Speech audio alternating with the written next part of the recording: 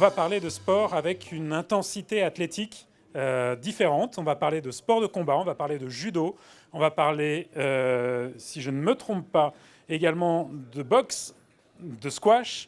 Et j'appelle sur scène Christophe Massina et Frédéric Roualen. Christophe, tu es membre de la Fédération française de judo et entraîneur. Et Frédéric, tu es préparateur, coach d'athlètes de haut niveau dans ces sports que sont la boxe, le judo et le squash. Donc on a vu qu'il y a de multiples applications de la data et de l'IA aujourd'hui, principalement dans ces sports avec une très forte dimension technologique ou des sports d'équipe. Où est-ce qu'on en est aujourd'hui dans la préparation d'athlètes, dans vos sports à vous, où cette performance physique prédomine et où l'habileté du geste est extrêmement importante à décrypter? Qui veut commencer? Oui, je vais commencer. En fait, la data qui est recueillie dans notre sport et dans le judo, notamment sur les compétitions, elle est tout d'abord en compétition essentiellement vidéo, parce que nous, en judo, on n'a pas le droit d'avoir de capteurs directement sur la peau ou directement... Pour des raisons de sécurité. Pour des raisons de sécurité. Donc la captation, elle est uniquement vidéo sur les compétitions. Par contre, à l'entraînement, là, on peut utiliser justement des capteurs. Donc on utilise maintenant depuis un certain nombre d'années les capteurs de cardiofréquencemètre, comme dans beaucoup de disciplines. On a essayé aussi, ce qui n'a pas été forcément concluant, de récupérer, comme le disait l'INSEP tout à l'heure, de récupérer toutes les données d'Athlete Management System pour justement avoir les informations concernant la fatigue, la préparation, le ressenti post-effort, pour justement essayer de quantifier cette charge d'entraînement pour avoir le moins possible de blessures. Donc là, après, c'est pour ça que je laisserai la parole à Frédéric, qui est le préparateur physique de l'équipe de France féminine de judo. Et ça, par contre, c'est quelque chose qui est assez intéressant pour nous d'avoir toutes ces données-là pour essayer d'individualiser au maximum l'entraînement et quantifier cette charge afin d'amener sur les compétitions le maximum de potentiel possible. Vous l'utilisez aussi pour prévenir les risques de blessures? A posteriori, c'est possible?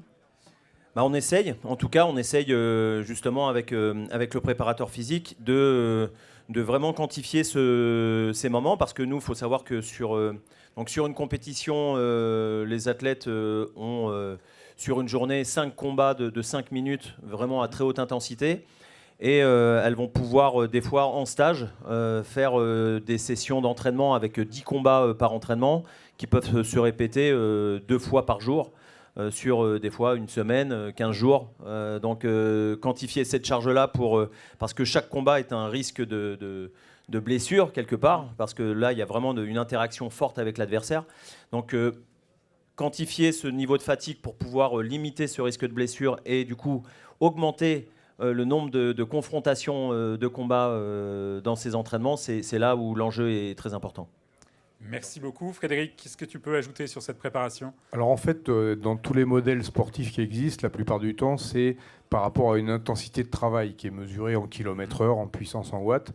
Et nous, en judo, la plupart des sports avec lesquels je travaille sont des sports à habilité ouverte, donc avec beaucoup de techniques. Et c'est difficile de quantifier vraiment l'intensité de travail, que ce soit le squash, que ce soit le judo ou la boxe.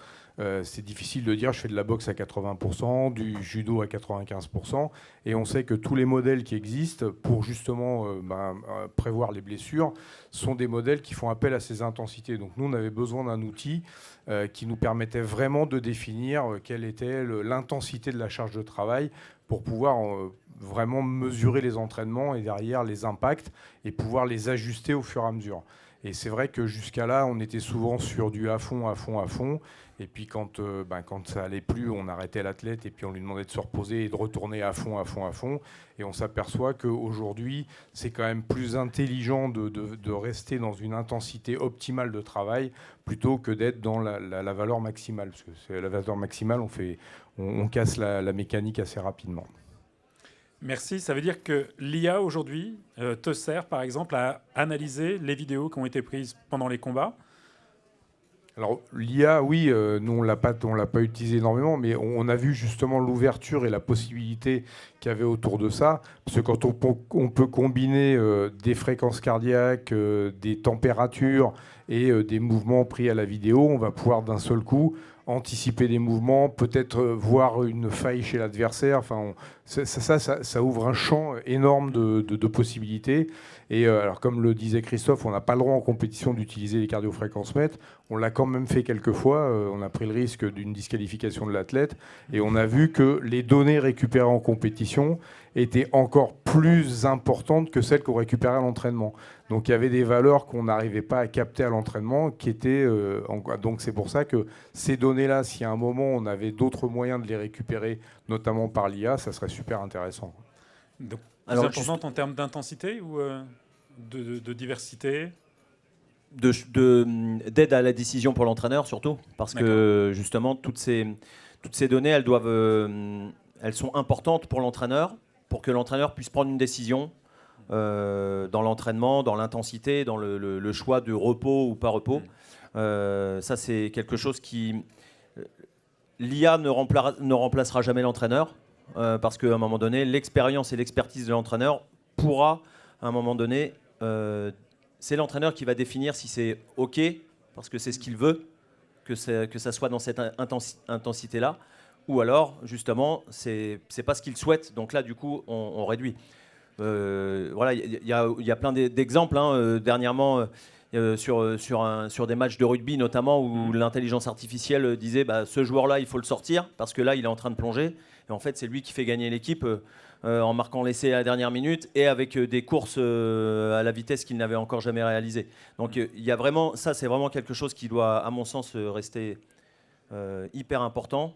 L'utilisation de l'IA et de la technologie doit rester une aide à la décision de l'entraîneur qui, à un moment donné, c'est l'expertise qui va pouvoir permettre de faire la différence. Par contre, et là Frédéric parlait aussi des vidéos, comme je disais, c'est... nous en judo, on ne peut capter que les vidéos en compétition. Et là, nous, on est confronté à un problème de temps qui est que sur une année, on capte environ, il y a à peu près 20 000 combats qui sont captés en vidéo. Dans ces combats, ça peut aller de 1 minute à 15-20 minutes de durée de combat. Et dans chaque combat, on a un système de tagging que des analystes, avec leurs petites mains, taguent justement chaque seconde, tout ce qui est fait pendant ce match-là, avec vraiment un panel de techniques qui est assez impressionnant et assez important. Et malheureusement, nous sommes un sport, on va dire, même si on fait beaucoup de médailles aux Jeux Olympiques, on est un sport encore amateur et on manque de rapidité encore dans cette captation. Et l'entraîneur a besoin de ces outils-là pour réagir aussi rapidement dans des stratégies de combat, dans des stratégies d'entraînement au final. Et là, c'est là que l'IA peut être aussi très intéressante pour faire vraiment gagner du temps à l'entraîneur dans cette stratégie de combat. Et là, ça peut être vraiment un outil très intéressant quand je vois ce que justement en Formule 1 il peut être fait, ou dans les sports où justement la data est très importante. J'imagine plein de choses qui pourraient être faites justement à travers ça pour le judo. Frédéric, tu dirais que ça change un petit peu la discussion que tu as avec les athlètes dans leur préparation? Ça te permet d'alimenter peut-être différemment les conseils que tu leur donnes ou les questions que tu leur poses? Alors au début c'était intéressant parce qu'au début les athlètes ont plutôt pris ça comme du flicage et étaient plutôt à essayer de dissimuler ou essayer de... Les capteurs, ils les mettaient pas bien. Enfin, on avait du mal à récupérer des données objectives parce qu'ils voyaient ça vraiment comme c'était un moyen de peut-être dire l'entraînement, il n'était pas... je me suis pas assez donné à l'entraînement. Et quand on leur a, par l'expérience, montré que c'était plutôt au contraire pour adapter des entraînements au mieux et d'être dans ce qu'ils maîtrisaient au plus, d'un seul coup, ils ont adhéré au projet et là, c'est devenu super intéressant. Et aujourd'hui, c'est les premiers à aller chercher les capteurs, à les mettre, derrière à débriefer avec nous pour voir s'ils auraient pu faire plus, mieux, différent. Donc aujourd'hui, ils sont devenus aussi acteurs de la récupération de ces données, quoi. Donc le frein finalement à l'adoption qui pouvait être chez l'utilisateur final est en train de disparaître parce qu'il voit les bénéfices. Est-ce que ça veut dire que tu vois des enjeux ou des défis qui sont spécifiquement liés à ce type de sport dans l'adoption de l'IA? Est-ce qu'il y a des questions, je ne sais pas moi, d'éthique, des questions d'intégrité, des questions de données personnelles aussi, de données privées?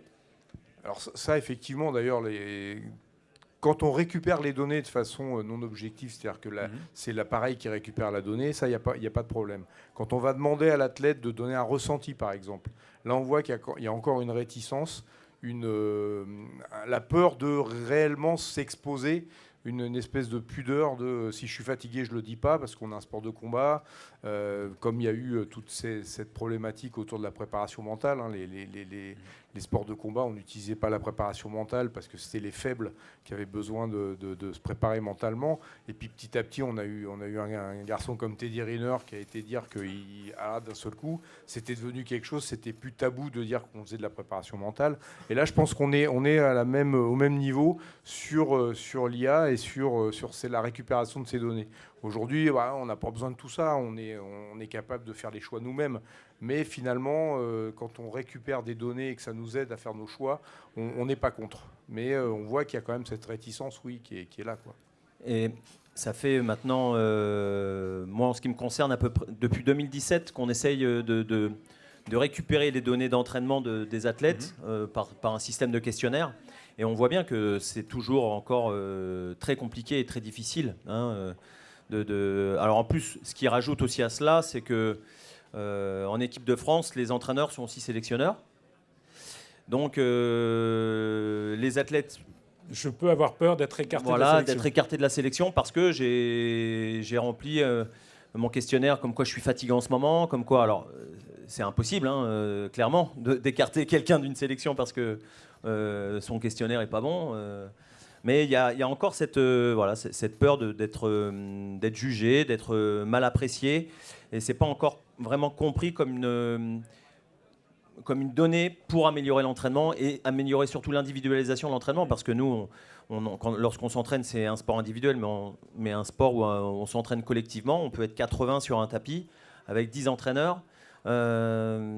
Forcément, si à un moment donné, on ne récupère pas de l'info et qu'on ne la compare pas avec ce que nous, on voit, c'est difficile de pouvoir individualiser vraiment totalement. Et il faut rapprocher l'info que tu as pu récupérer toi de ton côté du ressenti effectivement des athlètes. Exactement. Et puis du coup, l'intelligence artificielle aussi peut nous faire gagner du temps dans l'utilisation de ces données. Pour l'instant, c'est Fred par tableau Excel qui fait un peu cette analyse. Mais si à un moment donné, on peut gagner du temps dans le traitement de ces infos, là, c'est tout bénef. Et puis du coup, ça permet aussi à plus d'athlètes d'en bénéficier. Parce que là, pour l'instant, sur les 80 qui sont sur le tapis, on va dire qu'il y a 10 athlètes qui bénéficient de ce suivi un peu plus scientifique, entre guillemets. Alors, on a vu que sur certains sports, ça permettait d'enrichir l'expérience pour ceux qui observent, ceux qui sont spectateurs, qui sont fans. Est-ce que vous imaginez qu'on puisse ou qu'on ait intérêt à rajouter sur une retransmission d'un match de Teddy ou de n'importe qui d'autre dans les équipes, comme ça, des informations qui rendraient encore le sport plus spectaculaire? Parce que je ne suis pas sûr qu'on se rende bien compte de ce que représentent 5 matchs de 5 minutes minimum, puisqu'on a parfois des prolongations en termes d'intensité. Alors sur le squash, ça a été fait. C'est-à-dire qu'il y a eu un moment, les joueurs de squash avaient des cardiofréquencemètres et pendant le match, les données des fréquences cardiaques étaient affichées et très vite les entraîneurs ont demandé à ce que ça ne se fasse plus. Parce qu'effectivement, on pouvait voir des choses que le spectateur n'avait pas forcément constatées, mais que l'entraîneur, lui, par rapport à son athlète, disait non, ça ne faut pas que ça se sache. Et on voyait effectivement les gens qui se cramaient et ceux qui étaient encore, malgré un visage qui paraissait reposé, quand on voyait la fréquence cardiaque, on disait là, il n'y a plus que 30 secondes dans le carburateur et c'est fini, quoi. Donc aujourd'hui, c'est principalement des outils qui permettent d'adapter la charge d'entraînement. Est-ce qu'on peut imaginer qu'il y ait des utilisations qui aillent beaucoup plus loin d'ici quelques années? Vous parliez justement par rapport aux spectateurs. Je pense que toutes les données qui sont récupérées sur les compétitions vont être intéressantes pour le spectateur, de savoir combien de fois Teddy a mis KO ses adversaires, combien de fois, combien de combats il a remporté. Et à quel moment il gagne ses combats. Je pense que le spectateur lambda est friand de ces informations-là. Donc je pense ça, c'est assez facile de pouvoir les reporter et de pouvoir justement les afficher. La Fédération internationale a commencé à le faire, voilà, en professionnalisant son plateau de compétition. Maintenant, les futures innovations, elles se jouent vraiment dans cette adaptation vraiment très individuelle de l'entraînement, avec une tentative de 0 blessure dans l'année, ce qui pour l'instant est vraiment pas facile à avoir. Un grand merci à tous les deux, Frédéric, Christophe, pour vos témoignages d'entraîneurs, de coachs et d'experts.